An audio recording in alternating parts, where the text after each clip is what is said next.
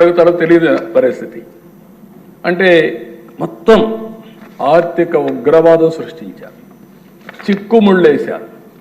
నాకే అర్థం కావడం లేదు. అంటే మామూలుగా దశ ఒకటి చూస్తే, నేను చిన్నప్పుడు మా ఊర్లో చూశాను, అడవి నుంచి కొన్ని అడవి పందులు వస్తాయి, తిన్నంతా తింటాయి, మొత్తం వేరుశనగంతా పంట నాశనం చేసి వెళ్ళిపోతుంది. అది తినేది 10% అయితే 90% పంట నాశనం చేసి అని మళ్ళా ఎడుతుంది. అదే మరి రాష్ట్రంలో జరిగింది. నేను దీంట్లో అది చూసినప్పుడతో నాకు అనిపించేది, అప్పుడు అనేవాళ్ళంతా ఈ అడవి పందులు వస్తాయి జాగ్రత్తగా ఉండని. అడవి పందులు ఇక్కడ ఎక్కువ. ఆ అడవి పందుల కంటే అవకాశాలు కూడా పోయాయి. అక్కడ మళ్ళా పంట వేసుకునే అవకాశం ఉండేది, ఇప్పుడు పంట వేసుకోవడానికి కూడా అవకాశం లేని పరిస్థితి. బ్రాండ్ పోయింది, మళ్ళీ మన దగ్గర డబ్బులు లేవు, పెట్టుబడులు పెట్టాలంటే సమస్య. మామూలుగా దశ ఇలాంటి జరిగే పరిస్థితికి వచ్చింది.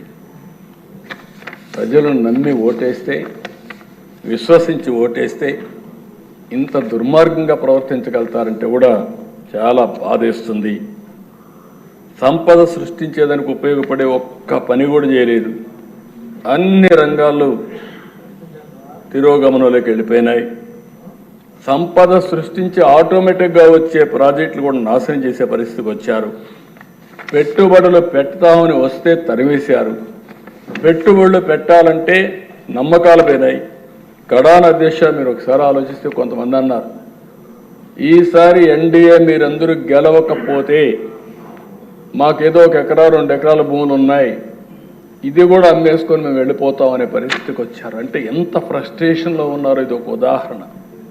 నేను ఒకటే చెప్పాను, మీరు వెళ్తారయ్యా, కానీ ఈ రాష్ట్రం అవుతుందని అడిగితే కాదు అని చెప్పి అందుకే మీరు చూస్తే దిశ ప్రపంచంలో ఉండే తెలుగు వారంతా ఈ రాష్ట్రంలో పుట్టి ఎక్కడున్నా సరే మాకెవరికి చెప్పలేం.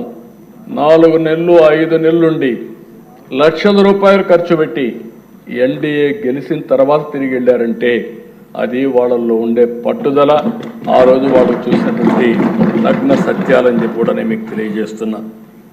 అధ్యక్ష, 431 కోట్లతో రిషికొండ ప్యాలెస్ నిన్నే విజయ్ కుమార్ రావు గారు చెప్పారు, విష్ణుకుమార్ రావు గారు చెప్పారు, 430 కోట్ల రూపాయలు. నాకే కళ్ళు తిరుగుతున్న ఆ బిల్డింగ్ చూస్తే ఒక నాయకుడి మారి చేయగలుగుతామా? ప్రభుత్వ ధనంతో ఎన్ని చేయగలుగుతామా? ప్యాలెస్లు కట్టగలుగుతామా? ఒకప్పుడు చూసాము అధ్యక్ష, తాజ్మహల్ కట్టాడని, సరే అది ఒక ఇది. కానీ అధ్యక్ష, ఆ పక్కన ఏమాత్రం కూడా సిగ్గు ఎగ్గు లేకుండా ఫ్యామిలీ మెంబర్స్కి అందరూ కూడా ప్యాలెస్లు కట్టారు, ఫ్యామిలీ మెంబర్స్కి ఆఫీసులు కట్టారు. అది ఏంటో ఇది విచిత్రమైన ఆలోచన. అదే మరి అక్కడ చూస్తే 7 బ్లాక్స్ కట్టారు. మొత్తం పర్యావరణాన్ని పూర్తిగా విధ్వంసం చేశారు. ఒక పక్క ఎన్జిటి, ఇంకొక పక్క హైకోర్టు, ఇంకొక పక్క సుప్రీంకోర్టు, అడుగడుగున మొట్టికాయలు వేస్తున్న రాష్ట్ర ప్రభుత్వం అడ్డంగా తప్పుడు సమాచారం ఇచ్చి కోర్టులు కూడా మభ్యపెట్టి, లేకుంటే కోర్టులు కూడా ఏమీ చేయలేని పరిస్థితి తీసుకొచ్చారు. కడాన మనం చూస్తే ఆ ప్యాలెస్ కట్టుకున్నారు, కానీ ఆ ప్యాలెస్ దగ్గర కూడా పోయే పరిస్థితి లేకుండా చేసుకునే పరిస్థితికి వచ్చారు. 700 కోట్ల రూపాయలతో సర్వే రాళ్లపైన బొమ్మలు, దానికి మాకు మళ్ళా ఒక 30 కోట్లు పడింది అవన్నీ తీయాలంటే.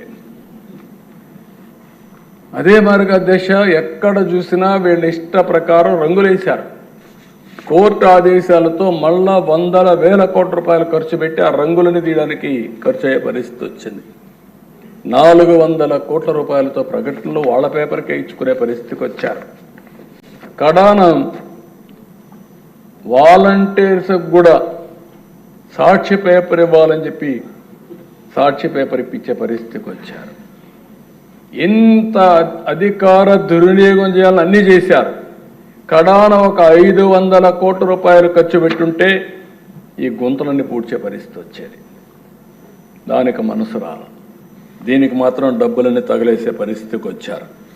కడాన అధ్యక్ష సోషల్ మీడియా సైకోలు తయారు చేశారు. డబ్బులు డిజిటల్ కార్పొరేషన్లో పే చేస్తారు, ఆర్మీని తయారు చేస్తారు. ఆ ఆర్మీని తయారు చేస్తే కడాన్ నా మీద నీ మీద అందరి మీద పెట్టారు, కానీ కడాన కన్న తల్లి పైన కూడా పోస్టర్స్ పెట్టే పరిస్థితికి వచ్చారు అధ్యక్ష, పోస్ట్ చేసే పరిస్థితికి వచ్చారు. ఆయన శీలాన్ని కూడా శంకించే విధంగా ఏమనాలండి, మనుషుల జంతువులని అడుగుతున్నా. మళ్ళా సిగ్గు లేకుండా మాట్లాడుతున్నారు. ఈరోజు ఎక్కడికక్కడ మాట్లాడుతున్నారు. అంటే తల్లిని కూడా క్యారెక్టర్ అసాసినేషన్ చేసే వాళ్ళని మీరు నేను ఒక లెక్క, ఈ రాష్ట్ర ప్రజానికి ఒక లెక్క అని అడుగుతున్నా. నేను బాగా ఆవేదనతో అడుగుతున్నా. నేను అందుకే ఒకే మాట చెప్పాను, ఎన్డీఏలో ఏ లీడర్ కూడా ఇలాంటి అసభ్యకరమైన పోస్టులు పెట్టాం. ఒకవేళ పెడితే వాళ్ళని ఏ విధంగా పనిష్ చేస్తున్నామో మన వాళ్ళు కూడా అదే మరి చేస్తాయి. ఈ రాష్ట్రంలో ప్రతి ఒక్క ఆడబిడ్డకు రక్షణ ఇచ్చే బాధ్యత, గౌరవంగా బ్రతికే విధంగా విధానాలు తీసుకొస్తారని చెప్పా. అందుకే ఒకే మాట అన్నాను, రాబోయే రోజుల్లో ఏ ఒక్క ఆడబిడ్డ కూడా అవమానపడడానికి వీల్లేదు. కఠినంగా వ్యవహరిస్తాం, మెర్సిలెస్గా ఉంటాం, చట్టానికి పదును పెడతాం. పదును పెట్టడమే కాదు, అలాంటి వాళ్ళు ఈ రాష్ట్రానికే ఒక విధంగా చెప్పాలంటే ఈ రాష్ట్రంలో ఉండడానికి కూడా అర్హత లేదు. నేను చాలా స్పష్టంగా చెప్తున్నా, ప్రజల కోసం, ఆడబిడ్డల రక్షణ కోసం ఈ ప్రభుత్వం కఠినమైన నిర్ణయాలు తీసుకొని ఉక్కు పాదంతో అణిచివేస్తాం తప్ప వదిలిపెట్టే సమస్య లేదని మరొకసారి ఈ సభ ద్వారా